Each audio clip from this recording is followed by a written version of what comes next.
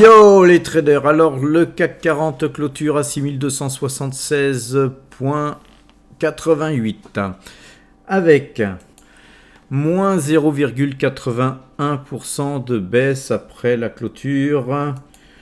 Le CAC 40 reste très stable à plus ou moins 0%. Alors graphiquement, si on s'en tient à toute cette série de bougies, là nous avons une petite consolidation. On avait un doji hier, je vous avais dit qu'il falloir faire attention à l'ouverture où allait le marché. On a quand même ouvert en hausse avec une petite hausse en fait, et puis ensuite tout au long de la journée nous n'avons fait que plus ou moins s'éroder pour terminer en clôture quand même sur cette petite tendance que je vais vous tracer. Je vais vous tracer une droite de tendance ici, qui se situe ici, et on voit bien que en fait voilà, on est revenu sur ce support qui fait que on peut vraiment pas se donner une orientation bien précise que va prendre le CAC 40 demain, puisque pour l'instant ce n'est qu'un retracement, et la droite là n'a pas été cassée. Alors c'est un point qui est relativement fort, qu'il va falloir surveiller demain.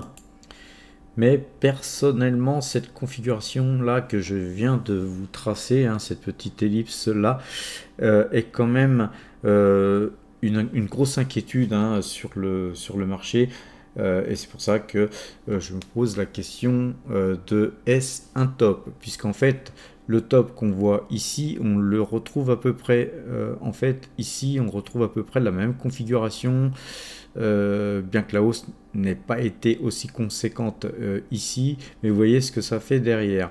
Donc personnellement on va être très réactif sur les signaux de vente qu'on pourrait avoir sur le CAC 40, et on va donc venir justement analyser nos algorithmes. Et pour ce faire, faisons un petit tour de côté de Metastock, et sur Metastock, les algorithmes que j'ai calculés pour la journée de demain, je le répète sur le cash, donc 6264 points, donc à 6264 points demain, si ce point était touché, nous passerions vendeur sur le CAC 40. Le DAX, quant à lui, clôture à 13 256 points, 74, enregistrant ainsi une baisse de moins 0,61%. En THS, transaction hors séance, le DAX monte un petit peu avec plus 0,19%, mais là il est 19h. À peu près la même figure que le CAC 40, le DAX, lui, sur nos algorithmes, passera donc vendeur à 13 225 points.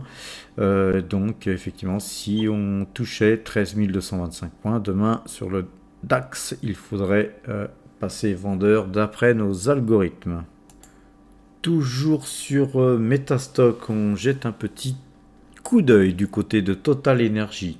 Je vous avais dit hier que la journée là d'avant-hier avait été une très bonne journée, et que on était vraiment sorti des Bollinger, et qu'aujourd'hui certainement qu'on aurait une petite pause ou un reflux. Bon, je me suis un petit peu trompé, on va dire, en ce début de journée, puisque Total Energy a tiré assez fortement au niveau de la bande Bollinger, pour venir finalement s'y retrouver et clôturer même dans le rouge avec une petite baisse.